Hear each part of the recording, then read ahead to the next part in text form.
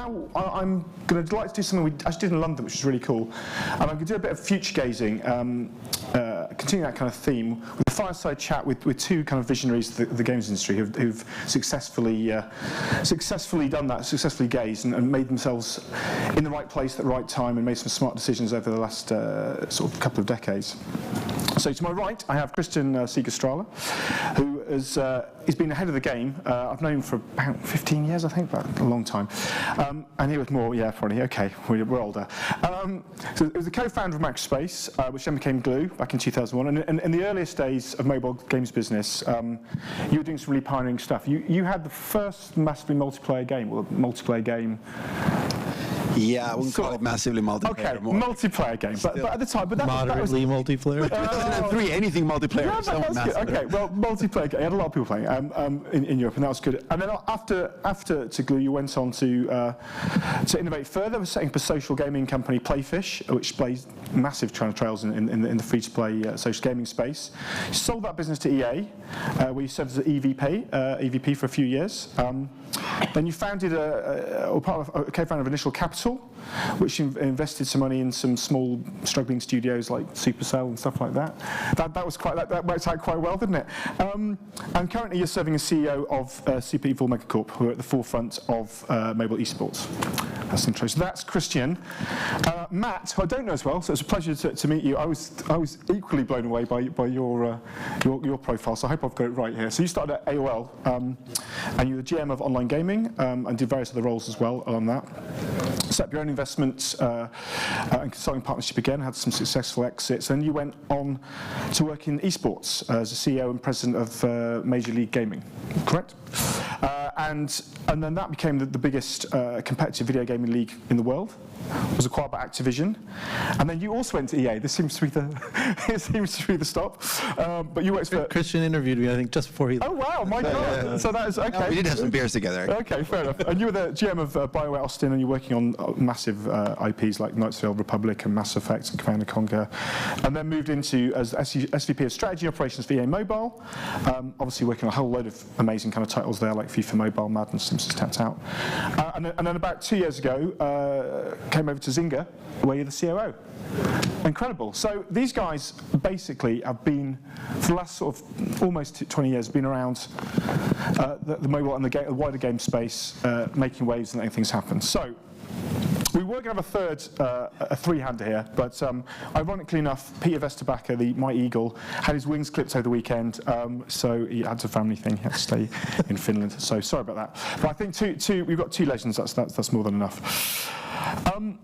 Before I look ahead, because a lot of things I want to cover, I want to sort of step back a little and just ask each of you which you believe was the or one or two most significant tipping points of the last sort of five kind of 10 years in gaming and mobile gaming especially. What things can you point to and go, that was the...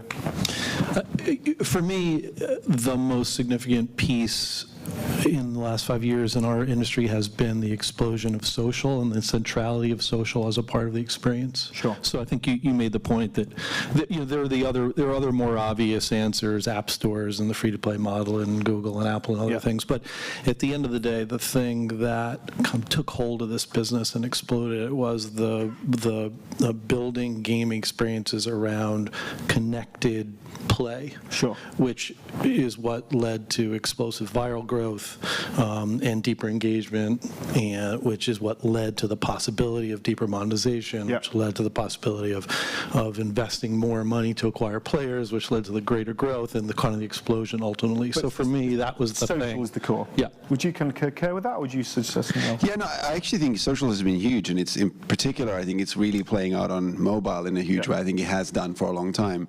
But there are some others, though, that I think are worth calling out. And it always feels like, to me anyway, like the mobile games industry is kind of super stagnant at any one time. You think like this top 10 has been this top 10 forever, until it then suddenly isn't. And then you have these really weird kind of, I guess they are sort of pressures that build in the industry, and then suddenly everything changes. And I think one of the really interesting bits has been how the growth of the industry really has been in fits and starts. You had the big mid-core gaming, if you like, explosion where titles like, whether it's Clash of Clans or Game of War, really drove a massive growth spurt in the industry.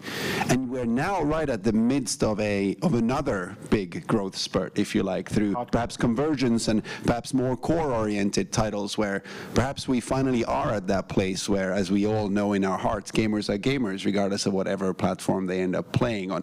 Yes, mobile has brought in a very large amount of perhaps more casual players because it's you don't have to buy that device just for gaming, but equally those of us who enjoy playing games perhaps have the same hopes and desires from our gameplay on mobile as we are seeing on other platforms. And I think in particular over the past year what we've seen in the convergence with, of course, PUBG and Fortnite, but perhaps more importantly, if you look in China and in Asia Pacific where this trend has been going on for several more years, you've actually seen really several billion-dollar franchises being built off the back of scratching, if you like, the core gaming itch on mobile. So it is really fun how many different simultaneous trends are happening in the industry right now, ranging from this, if you like, the technical things of what's becoming possible, whether it's virtual reality or other things, and gamer culture in terms of what we're expecting. What do we expect other people to play? How do gamers experience games, from content creation to content enjoyment and play and all of that stuff? That's great, and we are going to go into a lot of those. We're going to dive a little bit deeper into some of those kind of trends. Just one other kind of question, just to set the scene, I guess, is for a while people have been predicting the end of the relentless growth of the mobile games industry. It's maturing, it's going to slow down, and then kind of every year it doesn't noticeably, it appears not to. So, how much growth do you see sort of left in the market? Is there, as I say, Fortnite and PUBG seem to bring a whole new kind of gameplay that wasn't really happening on mobile, and have gone incredible, another $300 million or whatever dollars have come in from nowhere. Do you see this still, explosive growth, or are we kind of did you see kind of a plateauing happening at some point? Well, I don't think that many of us would be here if we saw an imminent destruction of the market. But I do think it is important that at any one time, I think all of us are correct in saying that this particular phenomenon that we're seeing right now will probably plateau. Right? That is probably true. No matter which one you ever look at, which particular game, which particular phenomenon, it's probably true in music, movies, TV series, or whatever you talk about. I think the cool thing about mobile is that because the amount of devices is increasing so rapidly and the capability is increasing so rapidly, that you can layer trends on top of trends on top of trends to see the kind of aggregate, like tens of percentage points of annual growth that we've seen for the past 10 years going. And I don't know that we are seeing a slowdown in that particular thing, just that I'm not seeing that we are, say, seeing a wearable or some other kind of hardware that would replace the personal screen right now. I would agree with that, and there's sort of a more mechanical answer to the question and the more philosophical one.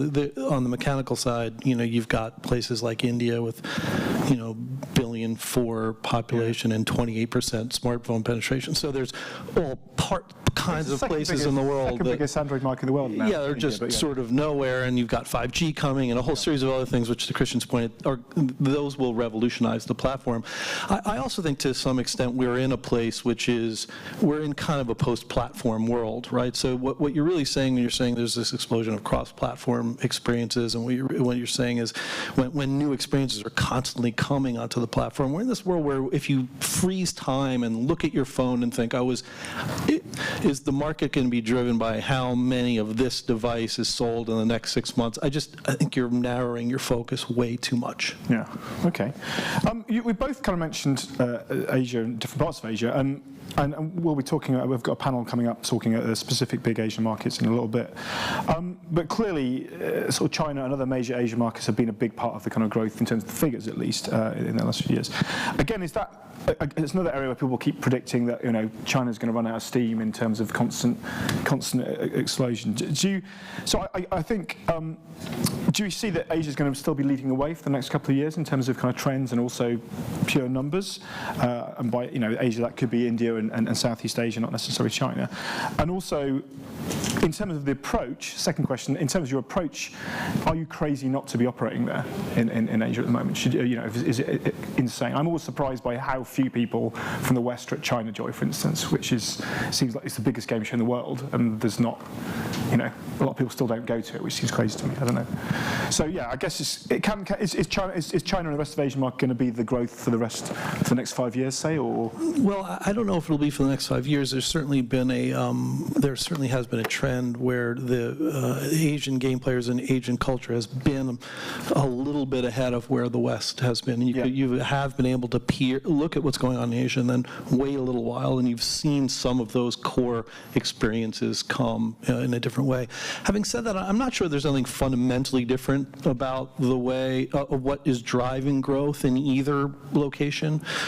Competition, social, kind of deep engagement around these experiences is just as prevalent here as it is there. Yeah.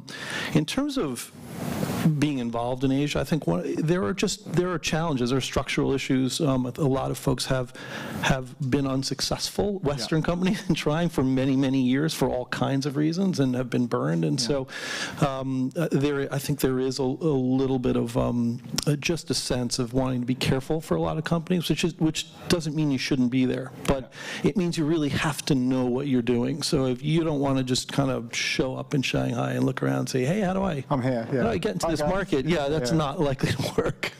No, that's true. I mean, I'd agree with that. I think people are people everywhere, and we are all entertained by similar things. That said, popular culture does express itself differently in different places. I think we have different movie top 10s, we have different music top 10s, and we end up having actually a relatively different game top 10s. It was interesting. There was a time, perhaps sometime in the mid-core explosion time, when you actually did see brief global convergence in top 10s, right? Candy Crush and Supercell. Yeah, kind of, right? But whereas you look at it now, and you look at the China top 10, and you will not recognize a title from there on, say, the US top 10 right now, which it's interesting. And of course, it is, and it's dominated entirely by Tencent and NetEase. And I do think that there are many, many things going on there, right? There's, on the one hand, yes, perhaps there are some cultural affinity things, perhaps maybe the mobile first generation is a little kind of ahead, perhaps in parts of Asia than in the West. There's also the industry structure is really different, and there's some amazing companies putting in incredible amounts of investment and R&D into like, frankly, just larger production value things than you're seeing coming out of the West right now. And it is really interesting. I think a lot of us are thinking a lot about when will there be title convergence? When is the first one of these big titles out of say, China that will actually cross over and become very large in the West? I don't know that we've seen that yet, and I don't know when we will see that. Equally, is there going to be the other thing, if there's going to be like a big title out of the West that will truly cross over and do well in China? Well, that was what Ilka said the other day, that was his vision, the thing to hit the one global smash hit. I once had a conversation with one of the senior executives of one of the big Chinese gaming companies who said to me, what we used to do is we'd go around making investments in partnerships with Western game companies. Then we come in and tell them what to do. Yeah. Here's how you have to change your game so it'll work in the East. And what we realized is that every time we did that, we were wrong. We gave them the wrong advice, and it never worked. So now we just say, I don't know, just let's try it, right? People might love it, League of Legends is doing really well. Other things are doing well. Your games are doing well. We don't. And so there's one of these things where I think we used to think that we could bolt one onto the other and transplant it, and they come back and say, well, if you just make the art style different, everyone in China's going to love it. And it turns out there's a little bit more subtlety to it than that. And I think the longer that you are in this industry, the less you genuinely know, the less of any of those rules of thumb of just do this and it'll work. Will you believe, right? I think so. We're going to come and talk later in another panel on Asia, so I'll skip ahead a few. One other big trend, which I know is something that obviously Zynga are very focused on, makes a lot of sense. You're very focused on is the sort of messenger chat, HTML5, sort of games, and that's obviously got incredible potential. Do you think right now they're kind of taking on monetization? There's a lot of experimentation. There's a lot of kind of game launches. Is this, from your perspective, the hot space that people should get into, or do you not want more competition? I don't know. Well, no, I think people are already aware of its existence. I don't feel like I'm going to tip them off. the promise of new platforms, of another platform where viral growth is sort of more explosive and can still happen, that where this sort of more mechanical purchasing of installs and calculation of LTV is a little bit different, because it's a kind of a new platform, a little more naive platform, where it still sort of works the way viral platforms used to work. Yeah. That idea is super exciting, I think, for gaming companies in general. Now, this platform is not incredibly mature, and there's a long way for it to go. But as the rise of these new platforms happen, and there is a kind of a hyper casual experience, which seems really well suited to them, that sort of intersection is something that's really interesting to us, and it is a little bit as a company in our DNA. This idea that you've got billions of people, they're on a platform, they want to play games together. We're not quite sure how it's going to work, but let's get in there and start making games and figuring it out. So we've done 20 or 25 games in that space where it's the growth is starting to really be meaningful, sort of in the millions of players, and so it's something that's really encouraging. And is this a place that smaller studios can play again? Because I think one of the problems with mobile now is to compete is hard. I mean, like we talk about Chinese investment, Western companies. That so much money is kind of going to this free-to-play experience. It is, and the platform changes. I might have given you a different answer to that 6 months ago than I would today. Part of what happens is the platform changes, and a lot of it will depend on how in how it develops. I think the answer is probably going to be both, like it usually is. So you've got super hyper casual games that two guys could make in 3 weeks. Maybe it costs you $10,000 or $12,000 to make, and those games are at the top of the charts, such as they are often on Facebook right now. Having said that, there are also deeper experiences. We have a Words with Friends game. There are other games that have deeper meta games on top that are also relatively successful, and so I think you're going to see both of them happen. But right now it's just so early that it's kind of the time to get in there and mess around a little bit. Okay. Yeah, I guess what I would add to that is that if you do believe in the post-platform, perhaps world, where gamers are gamers, and you expect these gaming phenomena to happen across multiple platforms, making those is pretty hard, right? I mean, both in terms of having a multi-platform engine that can perform across all of these different platforms, as well as the sheer production value that goes into them. So from an entrepreneurial perspective, I think it is, as ever, the core of the industry ends up being very difficult to compete amidst as a new company if you haven't invested a decade in a game engine, and if you don't have the resources to build the full production values out of it. But there is so much innovation out in the fringes where some of these companies perhaps aren't investing, whether it is messenger games or whether it is something that's a little bit more esoterical or immature, like perhaps VR and other spaces where you probably won't make millions on day one, but there may be ways of allying yourself with some of these platform holders to try out something new. And who knows, whenever there's a new platform, there's always an opportunity for new companies to really show the way and innovate and break out. Okay, so skipping to another trend, and something that you're very engaged in. Esports is super hot right now. Everybody's very kind of excited about it. There's professional teams, there's big sponsorships, and mobile esports seems to be, you're very much at the kind of vanguard of leading the mobile esports. So where do you see mobile esports within the wider esports scene, and where are we at right now in terms of esports? Is it still a couple of years from when it's really happening, or are we there? Well, I think so. I mean, it's great to see esports as a whole really catapult into popular consciousness. Also, as Matt knows, having obviously built it for a long time, this has been like a thing that's been happening for the past 15, 20 years, right? So it's just been gradually growing. Take longer than you'd hope. Yeah, it turns out. No, that's right? But the fact that it's really taken the world by storm has really been, I think, a concerted effort both by certain publishers who've really wanted to tell the stories around it, as well as, frankly, it just growing just big enough to pass that tipping point of popular awareness. And the kids who grew up with rather watching computer games than watching live sports, perhaps, or watching both, are becoming journalists and actually starting to write about it, which is helpful. So I think as a phenomenon, it's really big. I do think, though, that it is and to answer your question for mobile, yes, it started we had more than 100,000 concurrents watching our World Championships, total views of over 20 million, I think, which has been pretty cool. But all of that, it's still incredibly early days, and I think sometimes we get too laser focused on the competitive element of watching play. In fact, I think that the really big story is the sheer amount of growth in people creating content and watching gameplay content in general. Some of that is sports. Some of that is watching the absolute best players play and learning from it. But there's a whole, much frankly, at least as large, if not much larger, category of just basic kind of, if you want to call it lifestyle, game show, entertainment content. Yeah. Just like if you define television just by people watching sports, and say, hey, is that sports television thing growing? Yes, it is, but television is much larger than just sport. And I think what we are seeing is this massive sort of growth in content creation and content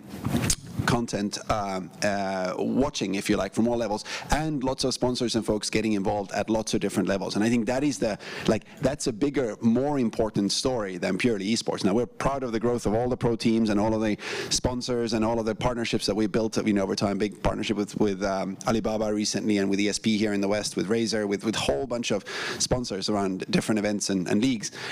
And we're excited about the growth. At the same time, what we are really excited about is all of our players engaging much more with watching content and creating content themselves. I would agree with that. I think when we started Major League Gaming in, I think it was 2002 or something like that, the one thing we were more convinced of than anything was that people watching video games and watching shows about video games was going to become the sort of dominant form of media for this next generation. And it has become that thing, and it's incredibly exciting. In terms of the development of kind of sports viewership that is associated with gaming, it's a little bit of the Wild West right now, and that's part, again, naively when we began, we thought, hey, what you're really going to need is some kind of sanctioning body and some kind of league in order to really draw mass audiences ultimately, right? There has to be some organizing principle. And what's happened in the years since, as Kristian points out, is that it's really been more about owning the intellectual property and owning the game, and that has become the sort of organizing principle, and then it becomes owning teams and other things, and it gets complex.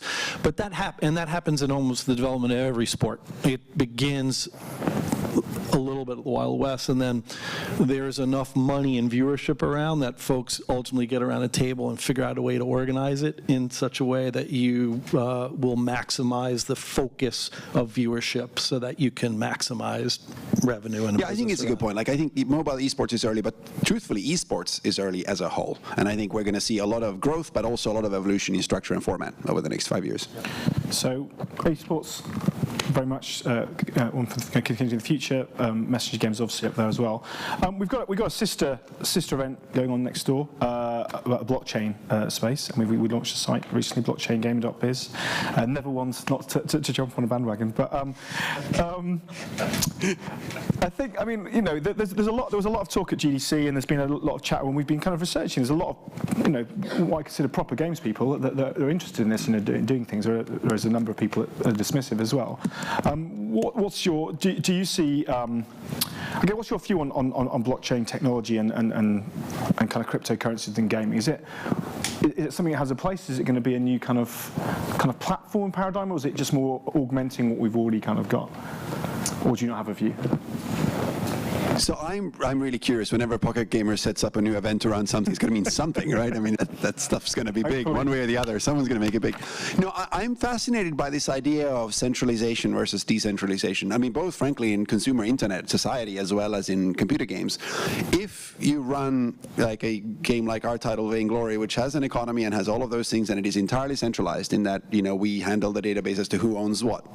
Exactly. There is no real role for blockchain in that world. Could we implement it? Sure we could, but it wouldn't really change the consumer experience at all. The big question is, and as we heard from Philip earlier, in a virtual world, if anyone who's made games for the past 20 years would think about making one of those things, you would make it centralized too, right? You would create a central database saying who owns what, and then if you two transact, then the database changes some lines and says, okay, now you own it, you don't, and that's it. No need for blockchain. However, the really interesting thing is the world moving to a place where there's some demand for decentralization? Is there a demand for this idea that, you know what, no, it's no longer okay to have a central database that does all that. I want to hold on to my thing where I want my entry in the ledger that proves that I own my digital sunglasses and having multiple identities and all of that stuff. It's a pretty big change if that happens. So again, I'm fascinated by it. I think it is one of those things that requires a pretty big sea change in the mindset. Yeah. But then again, everything in computer games is driven by titles. Like you could always say this core thing is going to happen, this core thing is going to happen, and then boom, you have like Honor of Kings in China, or you have Fortnite in the West in a way that really breaks through. And yeah, it's always obvious when you look at it afterwards. But you could have equally made the argument for the longest time, why would people play core games on this little platform, right? So in a similar way, it's really easy to make the argument there's no role for blockchain because everything is centralized. Why would you decentralize stuff?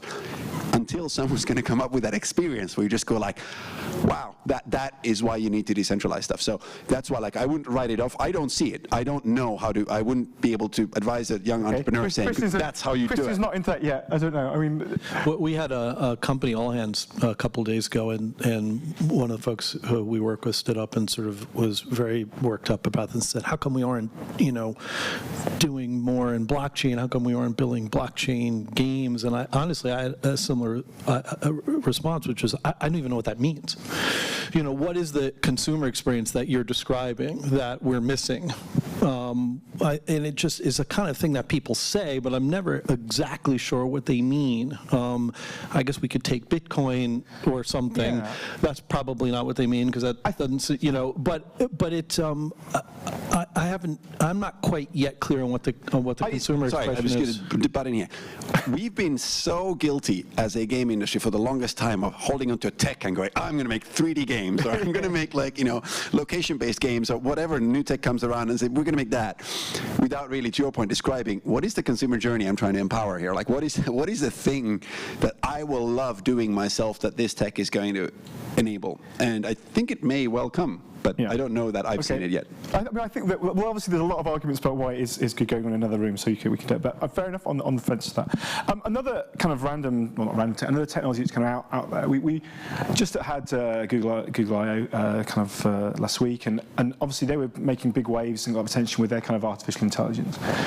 People have been talking about kind of machine learning, about kind of AI, sort of generating experiences and levels and whatever that's suited to you. Where do you see, I guess, those sort of technology, the AI and sort of machine learning technology fitting in the games business? Is that going to be transformative?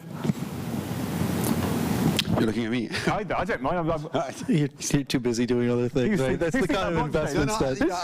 I have thoughts. I always have thoughts. But, I will tell you, I will tell you that we and I think other folks like us in the world are investing really heavily in AI and those kinds of technologies, and they are going to enable some, to the point about consumer experiences, right? You have to look at it through the lens of the consumer experience, and the promise of AI is that when we understand what players want, we'll be able to deliver them kind of precisely the experience they want at the moment they want it, and we'll be able to show them something else they might be interested in at the moment they're open to being interested in it. And that we're able to customize and anticipate experiences in a way that is revolutionary. Right? That's the idea of AI. And I do think that the technology has come sufficiently far, and it's something that we were talking about back at EA, 5 years ago, whatever. It's taken a little bit of a while for us to get there, but I do think the technology is sufficiently developed that promise is pretty real at this point. Yeah, I think, and I would expand that though. I think that helping craft great experiences is one role for AI, and of course offers and cross promos and all of that stuff. But there's a whole different side of AI, which is also in the generative end.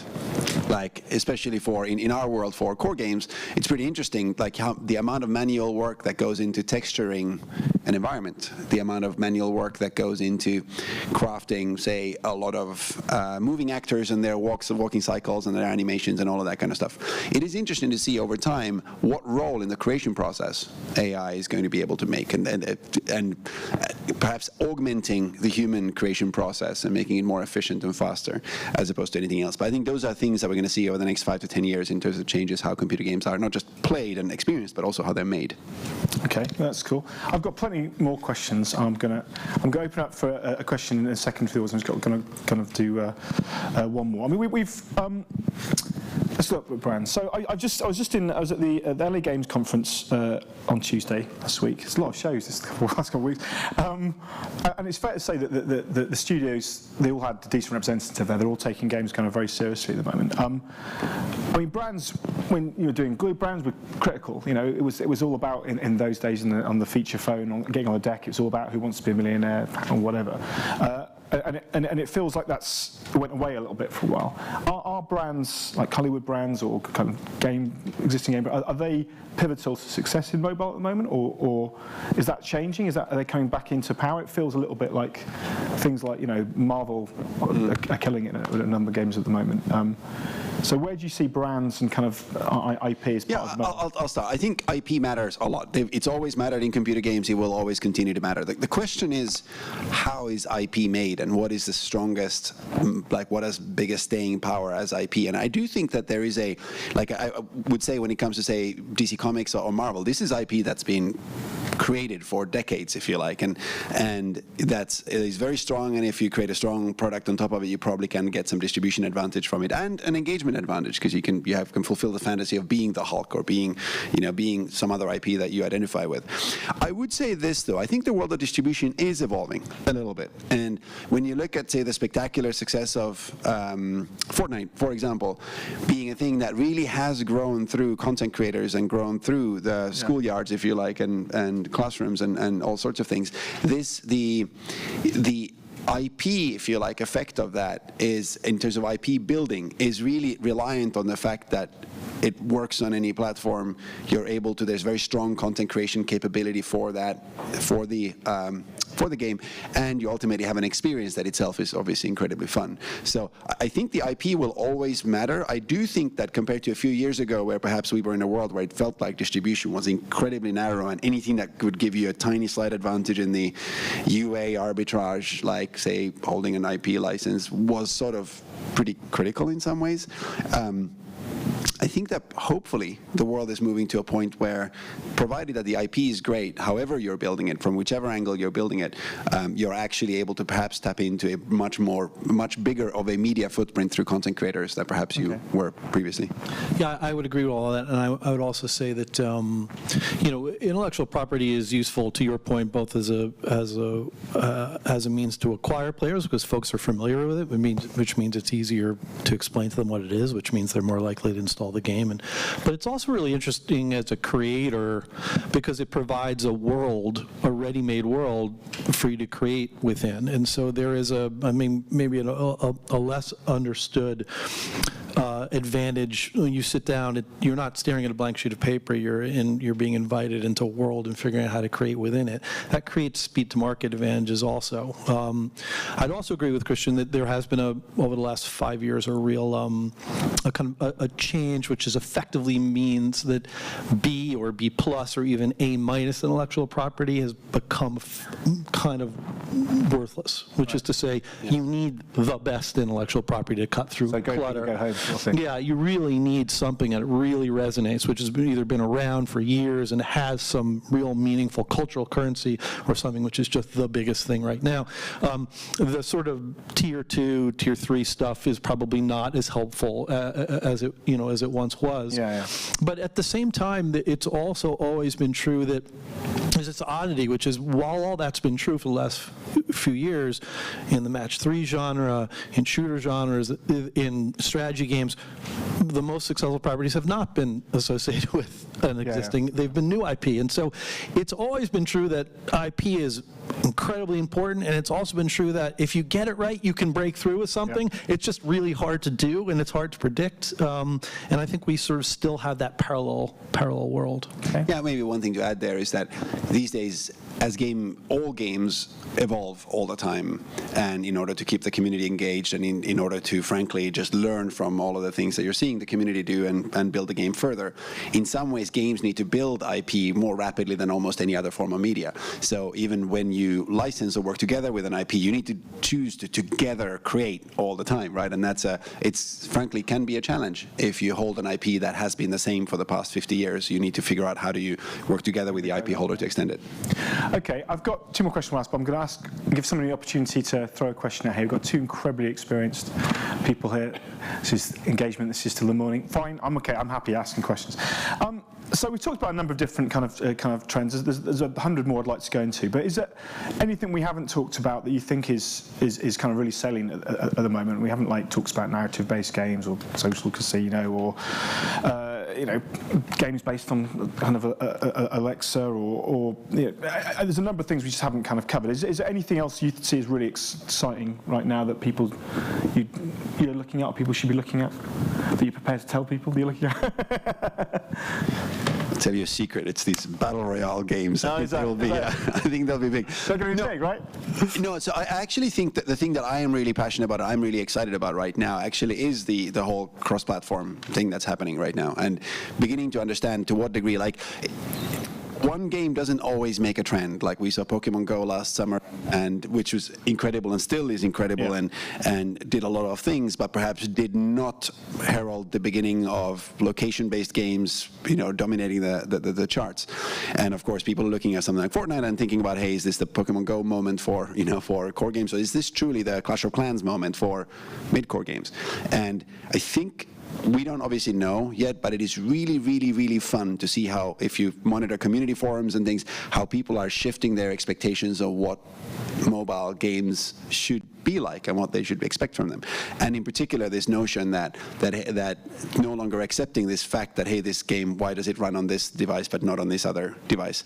And I think, and in particular, if you think that the majority of Fortnite's revenue, I believe these days, actually is from mobile and not from the console and PC where it grew up, it goes to create a whole set of interesting economics around, if you make a title these days, can you really afford for it not to be across all platforms, and what does that mean for the tech and for the production process and for who you should be like as a game company? And to me, those are really interesting drivers of economics and industry dynamics overall. Because I think Steam have just said that they're going to make a lot of their games available to play on the mobile platform, presumably be some sort of guide type system, I don't know, but that's quite interesting. I would totally agree.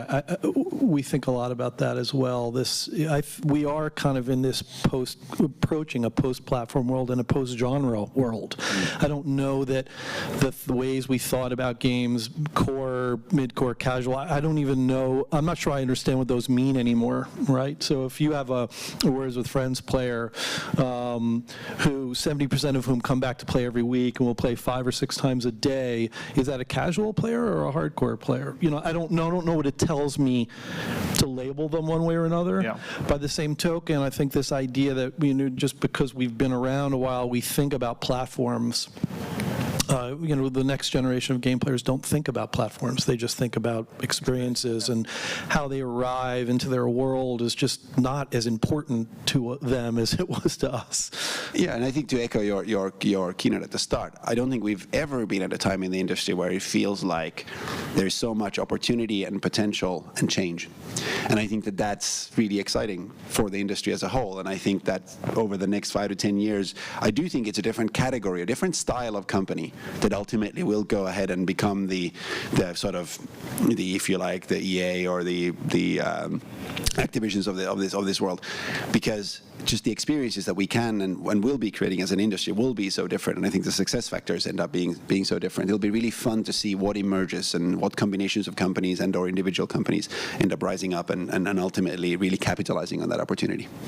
And final question. very, very positive. I was very positive. Pardon me. There's a lot of opportunity there. I think that's the thing. You've got to find your niche, and there's a lot of niches that you can mine. Is there a danger? Is there a key danger for the industry right now that the games industry is feeling pretty happy with itself at the moment? Is there something we should be kind of careful of? Is it oversaturation, or just is there anything you see looming up that you should kind of watch out for? I think we as an industry have always had a tendency, and it's true of most entertainment businesses, to kind of fall back on old ideas and not to innovate enough. Sequelization is not just a creature of the games business, it's a creature of the movie business and the book business and every entertainment business ever. And there's a reason for that, because as rational folks, you'd like to, when you begin something, you'd like to have some sense that it's going to be successful before you begin, and that makes you feel better about investing the time of lots of people and money and other things. And so as a result, we mostly spend too much time thinking about how we can ape what else we're seeing in the marketplace. And that's probably true of every industry, but I think we like to think a lot about that, because if you're not careful, you will not find that next thing. And there's a lot of failure in innovation, but you've got to be committed to it. Cool. Yeah, I actually think that this is a time of incredible opportunity in general. But yeah, I would say this. I mean, we're going to see obviously a lot of Battle Royale games coming out, and that'll be awesome and fun to watch that thing play out like a meta Battle Royale, if you like, see who's last man standing in that category. But no, I would actually, things are getting more expensive, if you like, at the core, having to make larger production value things, but there's more opportunity at the fringes making new things. So I'm just looking forward to seeing all the innovation out there. Fantastic. I did ask questions earlier, but there weren't questions, so I'm going to have to say thank you so much for your time. It's amazing, lots of insight. Big round of applause, please, for Matt and Kristian.